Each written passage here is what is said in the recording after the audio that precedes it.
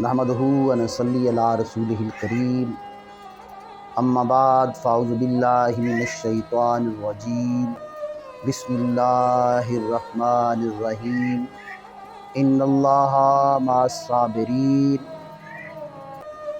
व बश्शिरिस साबिरीन सदक़ल्लाहुल अज़ीम।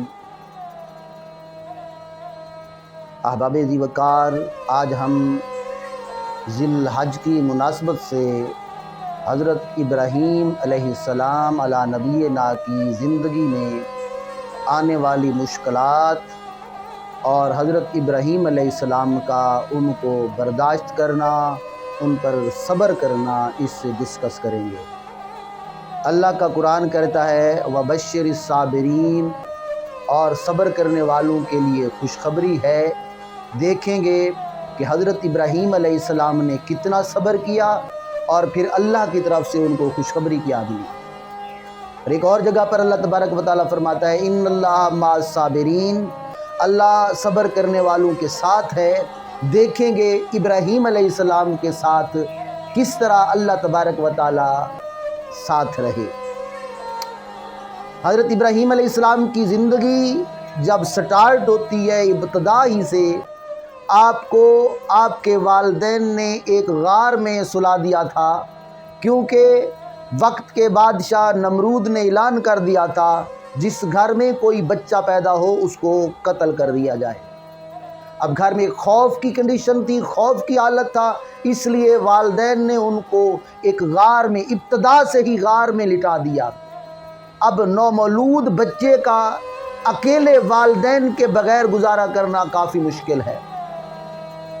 और जितनी मखलूक़ात हैं, परिंदों को देख लें, जानवरों को देख लें, उनका बच्चा अलहदा परवरिश कर सकता है, लेकिन इंसान का बच्चा वालिदैन की उनको कदम कदम पर ज़रूरत होती है, अकेले ज़िंदगी बसर नहीं कर सकता। लेकिन अल्लाह की कुदरत थी, आप 10 साल तक गार में परवरिश पाते रहे। ये सबसे पहली आपके लिए मुश्किल थी जिस पर आपने सब्र किया। ये सब्र आजमा 10 साल का दौर है। फिर जिस घर में आपने आंख खोली, वहां पर आपका चच्चा बुतगर है, बुतों को बनाने वाला है। और इब्राहीम अलैहिस्सलाम बचपन से ही तौहीद के कायल हैं। उनकी रग रग में, नस नस में अल्लाह ने अपनी वहदानियत डाला हुआ है।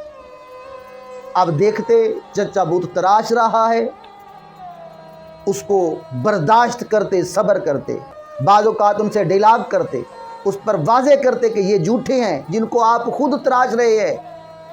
मेरे हाथों के तराशे हुए पत्थर के सनम आज बुतखाने में भगवान बने बैठे हैं। ये एक सब्र आजमा माहौल है घर से। फिर चच्चा घर से निकाल देता है। 15 साल की उम्र में घर से निकाल दिया जाना एक सब्र आजमा दौर है। इब्राहीम अलैहिस्सलाम ने बर्दाश्त किया।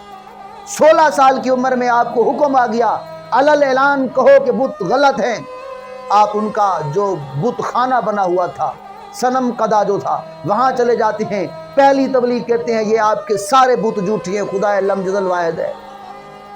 लोग आपके खिलाफ हो जाते हैं। फिर हुक्म होता है इन बुतों को खत्म कर दो, तहस नहस कर दो। इब्राहीम अलैहिस्सलाम किसी का कान काट देते हैं, किसी की आंख निकाल लेते हैं, किसी का नाक काट देते हैं, किसी की टांग काट देते हैं। अब यहाँ पर वो जो काफिर लोग थे मुश्ताल होते हैं और आपको आग में डालने की कोशिश की जाती है। आपको दिखाया जाता है, देखा ये बहुत बड़ा लकड़ियों का ढेर है, इसको हम आग लगाएंगे, आपको उसमें फेंकेंगे। बेखतर कूद पड़ा आतिशे नमरूद में इश्क। आपने ये सब्र बर्दाश्त किया, आपको आग में डाला गया। अल्लाह की तरफ से हुक्म आया या नारे कूनी बर्दम व सलामन अला इब्राहीम, लेकिन ये सब्र भी आपने किया। फिर 16 साल की उम्र में, 17 साल की उम्र में नमरूद के साथ आपका मुनाजरा हुआ।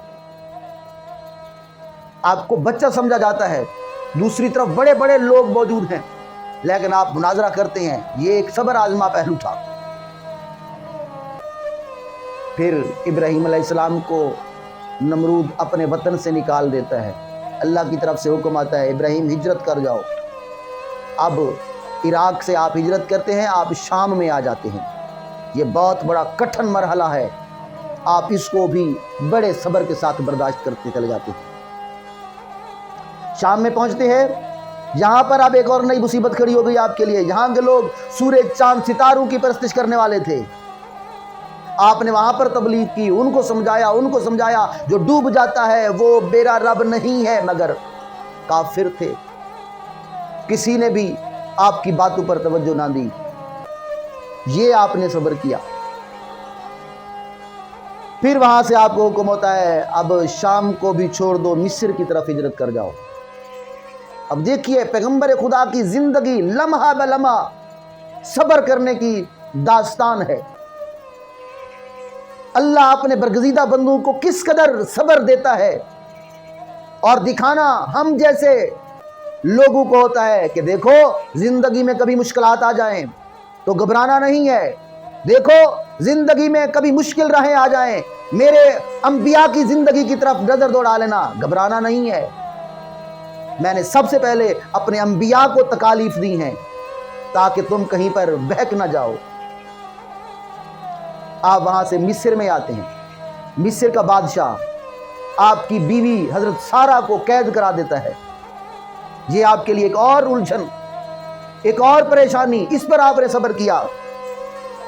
پھر اللہ نے ساتھ دیا، حضرت سارہ قید سے رہا ہو گئی۔ کس طرح رہا ہوئی، ہماری پہلی ویڈیو ہمارے چینل پر موجود ہے، اس کو آپ دیکھ سکتے ہیں، حضرت ابراہیم علیہ السلام کی زندگی سے متعلق۔ اب یہاں سے پھر آپ کو ہجرت کا حکم ہوتا ہے۔ اب وہ بادشاہ جس نے حضرت سارہ کو قید کیا تھا، اس نے اپنی بیٹی حضرت سارہ کی خدمت کے لیے ساتھ کر دی۔ آپ فلسطین میں آتے ہیں۔ اب اتنی تکالیف برداشت کر کے، کبھی کھانے کو ملتا کبھی نہیں ملتا، اللہ کے نبی صبر کے ساتھ برداشت کرتے گئے۔ اب فلسطین میں آتے ہیں، آپ کافی مالدار ہو جاتے ہیں،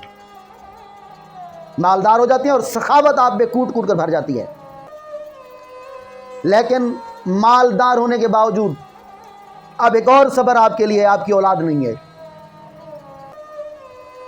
حضرت سارہ کو ترس آیا، حضرت ابراہیم سے عرض کی، اے خلیل اللہ، میں چاہتی ہوں تو اپنی اس لونڈی ہاجرہ سے شادی کر لے۔ شادی ہو گئی، اب بیٹا پیدا ہوتا ہے، حضرت اسماعیل علیہ السلام۔ اب ایک اور مشکل، بیٹا پیدا ہوا، اب حکم خداوندی آ گیا، اس اپنی بیوی کو، اس اپنے بیٹے کو، 86 برس کی عمر میں آپ کو بیٹا عطا ہوا ہے، کتنا پیارا ہوگا، اس کو ساتھ لو اور مکہ کی بے آب سرزمین پر ان کو وہاں پر رہائش دے کر آؤ۔ اللہ کے نبی نے ایک بار پھر صبر کیا، اپنی بیوی ہاجرہ کو، اپنے بیٹے اسماعیل کو مکہ میں ٹھہرایا اور واپس آ گئے۔ یہ ایک صبر آزما لمحہ تھا، اپنی بیوی کو اکیلا چھوڑ دینا، اپنے بچے کو اکیلا چھوڑ دینا، جہاں پر پانی تک کا نام و نشان نہیں، واپس آ گئے۔ یہ صبر کیا۔ پھر جب اسماعیل علیہ السلام 10-12 برس کے ہوئے، پھر حکم ہو گیا کہ ابراہیم اب اپنے اس بیٹے کو میری راہ میں قربان کر دو۔ اللہ کے نبی نے یہ نہیں ہچکتایا، اللہ تو نے مجھے بڑھاپے میں اولاد دی ہے اور پھر ذبح کرنے کا کہنا، نہیں، اللہ نے کہہ دیا ہے تو بس ٹھیک ہے۔ اور قربان اس اسماعیل پر جس نے کہا ابا جس طرح آپ نے دیکھا ہے اسی طرح کر گزرو۔ یہ صبر ازما لمحہ جب آپ نے برداشت کیا، پھر واپس آپ فلسطین آئے۔ اب یہاں پر فرشتے آئے، خوشخبری دی کہ اللہ تمہیں ایک اور بیٹے اسحاق کی بشارت دیتا ہے۔ پھر اس اسحاق میں سے اور انبیاء پیدا ہوئے، حضرت یعقوب علیہ السلام پیدا ہوئے، یوسف علیہ السلام پیدا ہوئے، حضرت داؤد علیہ السلام پیدا ہوئے، حضرت سلیمان علیہ السلام۔ اس طرح جب آپ اتنے صبر کرتے کرتے پہنچے یہاں پر، آپ کو انبیاء ملا، جد الانبیاء، انبیاء کے باپ آپ کو بنا دیا گیا۔ اور قرآن نے آپ کو امام الناس بھی کہا، آپ کو مالدار کر دیا، امام الناس بنا دیا، جد الانبیاء بنا دیا، اس سب سے بڑھ کر خلیل اللہ بنا دیا۔ تو دیکھیے جب ایک انسان صبر کرتا ہے، صبر سے مرحلے عبور کرتا چلا جاتا ہے، صبر کی منازل کو طے کرتا چلا جاتا ہے، جب انسان مشکلات کی گھاٹیوں سے نکلتا چلا جاتا ہے، ہر قدم پر توکل تو اللہ کرتا چلا جاتا ہے۔ جب انسان اپنی مشکلات کو اللہ کی راہ میں برداشت کرتا چلا جاتا ہے، پھر قرآن کہتا ہے وَبَشِّرِ الصَّابِرِينَ، تو صبر کرنے والوں کے لیے خوشخبری ہے۔ آپ دیکھ سکتے ہیں ابراہیم علیہ السلام کی زندگی میں آپ نے کتنے صبر کیے اور پھر آپ کو خوشخبریاں کسی ملی۔ امید کرتے ہیں آپ کو یہ ویڈیو پسند آئی ہوگی۔ اگر پسند آئی ہے تو ہمارے چینل کو ضرور سبسکرائب کریں۔